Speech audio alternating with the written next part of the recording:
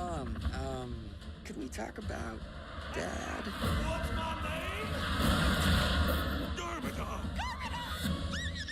So, when you guys got together, was Dad always an evil warlord? Okay, well, here it is. I got swept up. He had so many plans. He was so ambitious. He said he wanted to conquer the world. It must have been love. I thought it was a figure of speech. But if I had never met Garmadon, I would have never had you.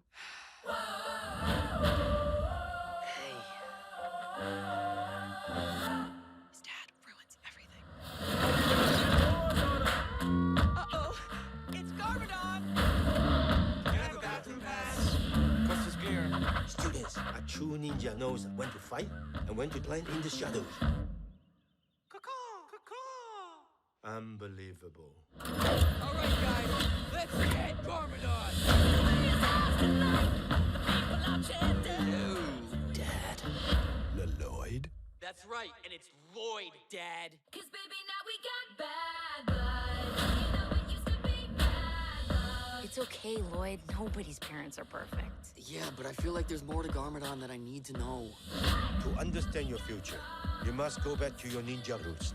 Your dad was a ninja too. Oh! Lloyd, you hear that? We've awakened the unstoppable beast. Meowthra.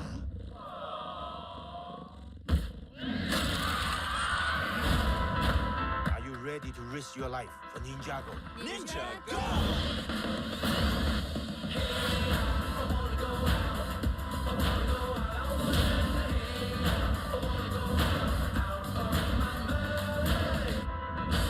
I haven't felt this good in a long time. Lloyd, are you okay? Yeah, I think it was my arm. Is it bad? Is it bad? I don't want to look. Scale of 1 to 10, how bad is it? Oh, I'd say it's about a 7-point arm ripped off.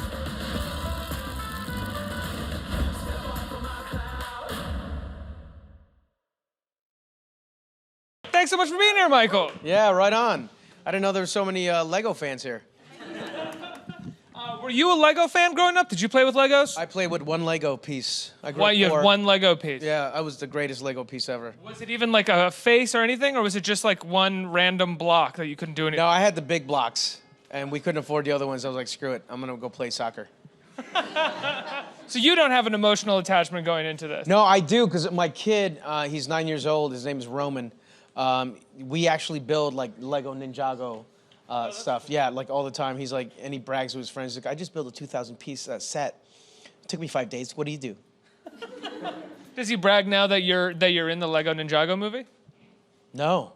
Does he know? No, because it hasn't come out yet. Oh, fair enough. There we go. There we go. don't- We're kicking it off, right? You don't tell him early on, like you get the part and you're like, hey, guess what, Roman? I'm in. No, I said, because I'm like, I play his favorite character, and I'm like, Roman, you know, I'm in Ninjago, and he's like, do you have a big part?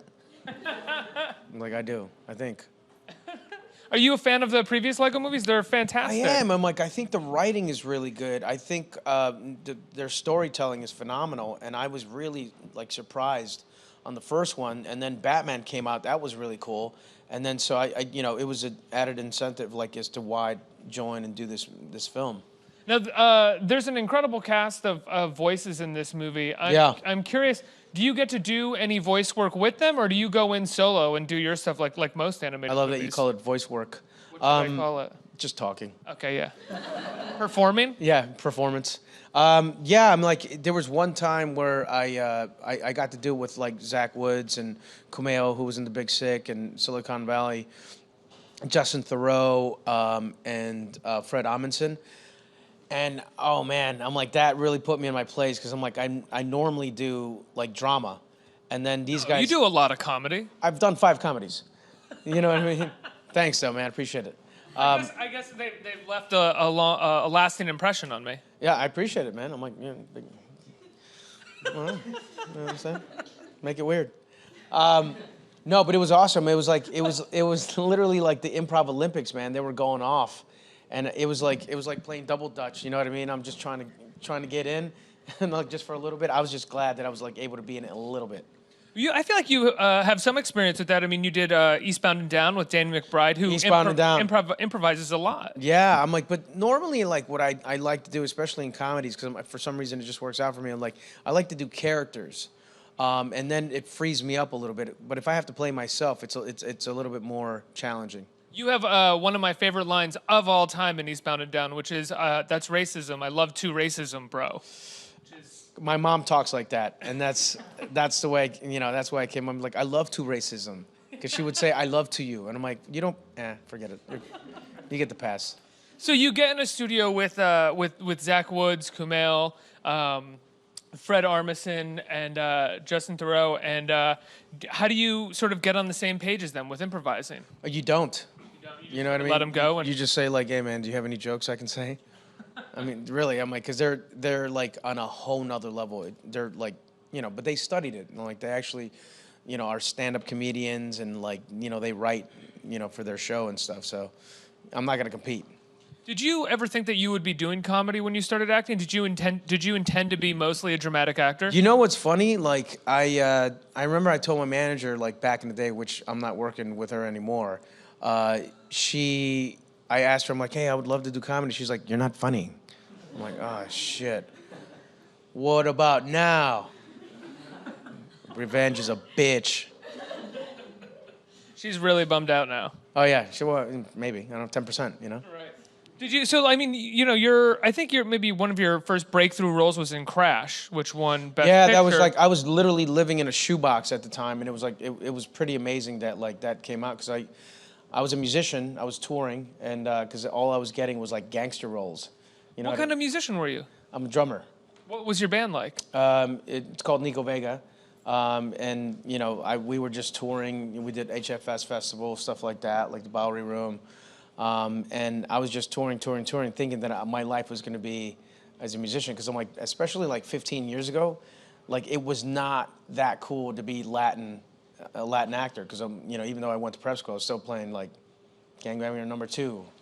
And then you're like, your dreams shift, and you're like, wow, one day I would love to be a gang leader. That'd be so awesome. That'd be a step up. I don't care what negative stereotypes this reinforces. I want to be the leader. One, just the leader, the gang leader. And so, yeah, I mean, like Crash, came up, and we all went to the premiere. And I remember that day, like a limo showed up. And it was the first time that I was like ever in a freaking limo. I didn't go to prom. And it was awesome. And you're like, can we drink this? Is this for free? Really? And he's like, yeah, you can have whatever you want. And did you get to go to the Oscars with it as well? Did you end up going? Nope. Oh, sorry. Dude, I've had 5 films that have been nominated and won Oscars and stuff. Never been to the Oscars. Are you for real? I'm for real. What? Why do you think that is? Do you ask? Do you try to go, or do they? I'm like, who wouldn't ask? Yeah, for sure. I'm like, for some reason, there was never. I don't know. That's crazy to me. Yeah, it is crazy. Because when I think of you as like an incredibly successful actor who's like a part of the sort of Hollywood circuit. I appreciate that, but nope, never been. I mean, you're in Marvel films, you're in Oscar-winning films, yeah. You're in blockbuster comedies. Yeah. I'm like, I don't know where we're going with this. I'm like, thanks, man. I'm assuming you read your Google page. I'm assuming the Academy is watching, and I want them to know that you should. He's be like able to reading go. off the Wikipedia page right now. I'm like, you're awesome, dude. Thank you. No, that's not true. I've followed your career. I've loved you in movies. I think since Observe and Report, I've sort of. Oh yeah, that was. Have you guys anybody seen that? It's a crazy, like, I like, kind of dark comedies, and that's one of them. Like, if you don't check it out, it's kind of polarizing though. Like, it's either you love it or you hate it. Because it's like wildly violent for a comedy. It really is. It really is. So what made you, I mean, when they asked you to do the LEGO Ninjago movie, had you seen a script or anything? How much of the script is really worked out? Well, I mean, like, these are, like, terribly worked out. Like, they, because you have to have levels of jokes, You have to have things like, teenagers and, like, young adults, and then, parents and stuff, because I'm like, a lot of parents bring their kids to movies, so that's got to be worked out so that they enjoy themselves. And then that way, like, my kid sees movies like 10 times sometimes. You got to go back and you're like, oh, okay, I missed that joke. So they have to write in like tiers.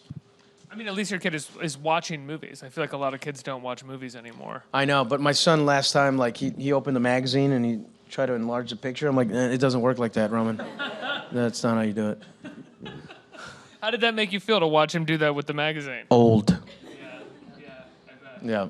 So you go into the studio, you're improvising because they animate the movie for the most part after you guys do all of the voice work. Sometimes I'm like, what happens is that like they'll work out like big set pieces where like action, like there has to be a lot of work done, and they'll do those first sometimes, and then you just try to fit in and write something that like can potentially be in that one small pocket.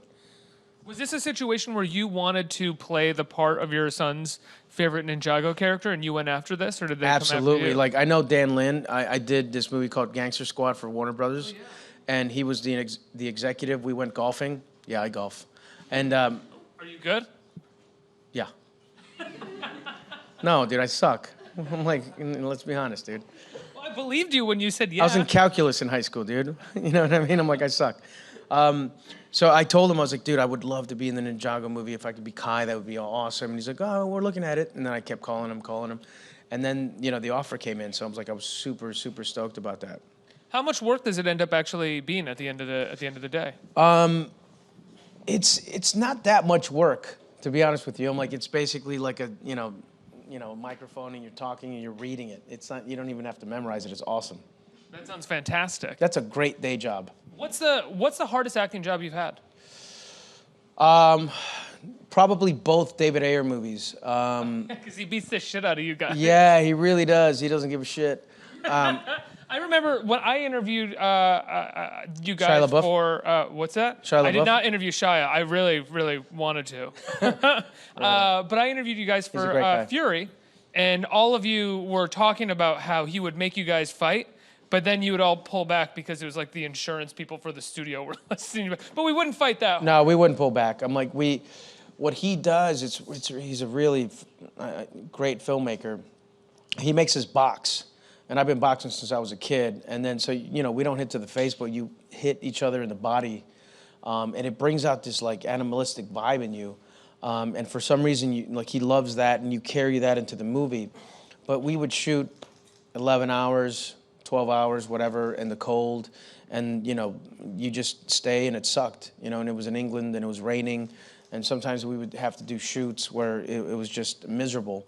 And then for End of Watch, we shot in South Central, and it was, they're a tough movie to make, for sure. That was also like a found footage movie as well. So, I mean, I'd imagine from his perspective, plotting all of that out and sort of making Guy's a genius, yeah. I'm Yeah. like, I don't know, somehow, like, it's like a classic 3-act structure, but he's able to mask it in a way. So, I'd love to work with him again. Did you and Gyllenhaal have to box on that? Yeah, we did. Really? Yeah. Who wants to punch Jake Gyllenhaal? Nobody. You know what I mean? Yeah, he's a very nice guy. He's a great guy. What did you first think when David Ayer proposed boxing to the two of you? Well, I'm like, I've been sparring since I was a kid, so I'm like, I was fine with it. He was new to it, but then he did a movie, I think Southpaw, after that because he loved it. But I was okay with it. And what about on Fury? Was there anybody who was like kind of iffy about? Did you call it furry? Yeah, I thought it was a movie about. It was about chia pets. About chia pets and about like weird guys in animal costumes inside of a tank, all like. And in Fury, we had to box as well. Who was not into the boxing? Was there anyone not into the boxing on that? I mean, Logan Lerman's a pretty small guy. Yeah, I think Logan Lerman was probably like the least into it. But if you guys know John, like 20 years younger than all of you guys. Oh yeah, he's a fetus. He's still in the womb. This guy. The one who was most excited was Jon Bernthal. Yeah. Who plays the Punisher now. He's fantastic. He gets really into it, man. Do you guys is it fun when you guys are doing that on set, or does it get old if he's like making you do that every day? No, it's always exciting. It's all like, and not only that, but your adrenaline is rushing so much, and it's kind of like a blend between like adrenaline and nervousness and like it's all in the movie. Does Ayer ever get in there with you guys and box? Yeah. Really? Yeah, this dude's crazy, man. I'm like, he's gonna go down as one of the best crazy directors. Is that a fun thing to work with a like? What would you rather work with, a crazy director or someone who's just sort of like on point, knows exactly what they want, and can kind of get the day wrapped up pretty quickly? See, you're talking about Ridley Scott. So Ridley Scott will have Martian. in The Martian, like he had 4 cameras going on, and he was that very precise and fantastic director. That's super fun. but also like but David Ayer is more like an all-encompassing kind of a director where you're like you don't know what's going to happen. Sometimes he'll take away all the dialogue or something, or like he just wants that kind of a visceral kind of old school actor studio kind of acting, which I love. Yeah. Do you come from a background of like that? No. What kind of background do you come from when it comes to acting? Commercials. Really? No. No, I'm just kidding. No, I didn't have enough money to study, so I'm like I basically read Sanford Meisner's book on acting, and I would go because there was a lot of auditions for gangsters, and I would just try different techniques and different chapters and really try to like master that, which you could never do, and then I'd move on to a different chapter, and I did that for like 4 years. Wow. Yeah. Another film that you were in recently, another dark comedy that I don't think, in my opinion, didn't get the love that it really deserved. Yeah. Like, if people like dark comedies, they should see War on Everyone. It's a I really like that movie. Alexander Skarsgård is so good in that movie. So are you. Oh, thank you, man. I appreciate it.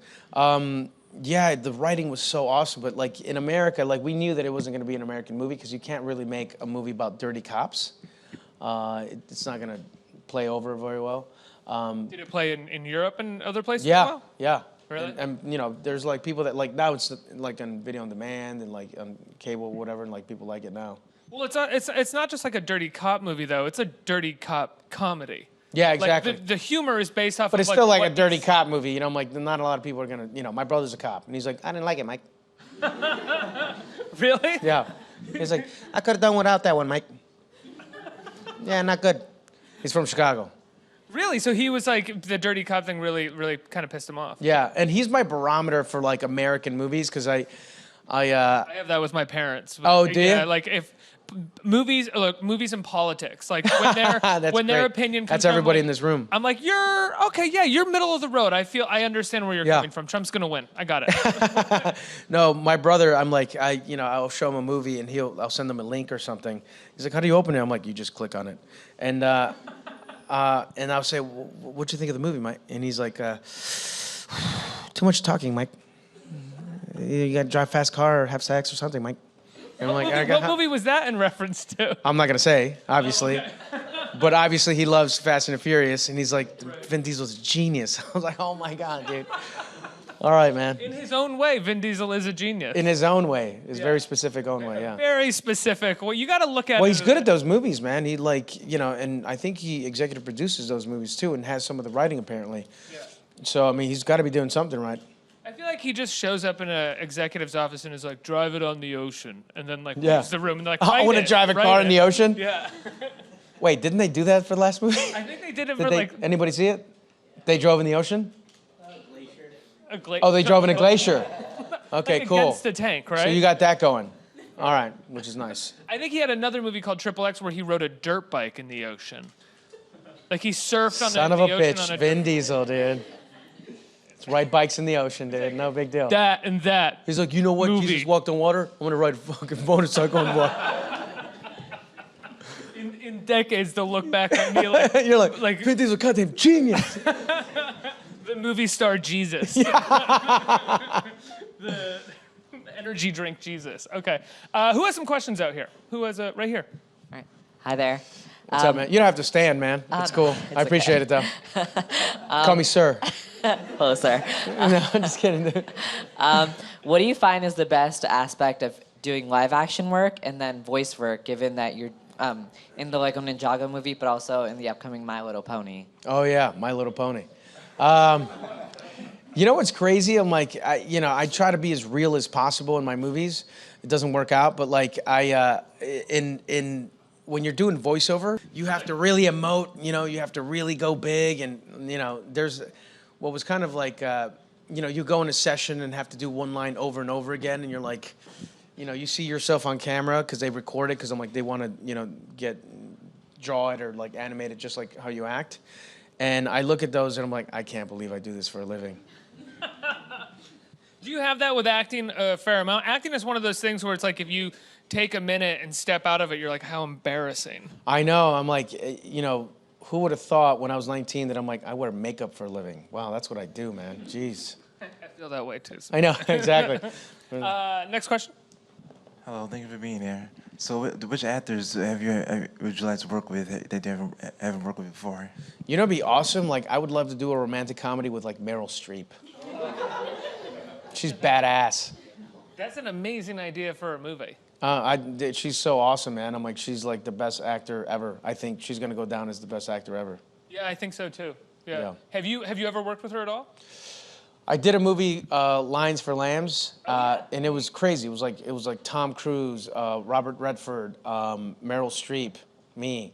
You know what I mean? I was last man on the totem pole, but I'm like, it was a really cool totem pole to be on. It's the last drama that I think Tom Cruise has done. I think that was his last real drama. Maybe, yeah. And I remember I was one of those guys, like, you know, just around set on my off days, which nobody does. And I felt like Shia does. Yeah, Shia does, maybe.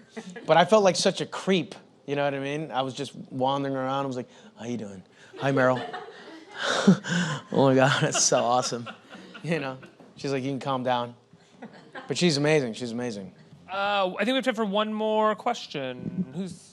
Hey, actually got to see the film at an early screening. I thought it was really good. Which one, Ninjago? Yeah. Oh, sweet. Did you like it? Yeah, I really loved it. I hope everyone gets to see it. I was wondering, since all the ninjas have like their own elements, is there one that you relate to or like you connect with? I think me being Mexican, I probably relate to the fire one, you know, because we're fiery.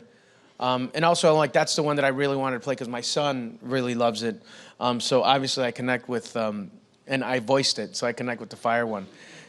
But I wish that there was a ninja that controlled time. That would be awesome. I wish I could control time. What would you do if you could control time? I would speed up the bad parts and like slow down the good parts. Speed up the next 3.5 years. Yeah, exactly. Get it over with Yeah. really fast. Exactly. Michael, it's a pleasure to have you here, man. I love your work. I'm looking forward to the next movies that you're in after Ninjago. The new Ant-Man is coming out soon. Are you guys in the middle of filming it, right? So we're 2 months into filming Ant-Man. I can't tell you guys anything about it because I have to kill you guys. But dude, this script is so awesome.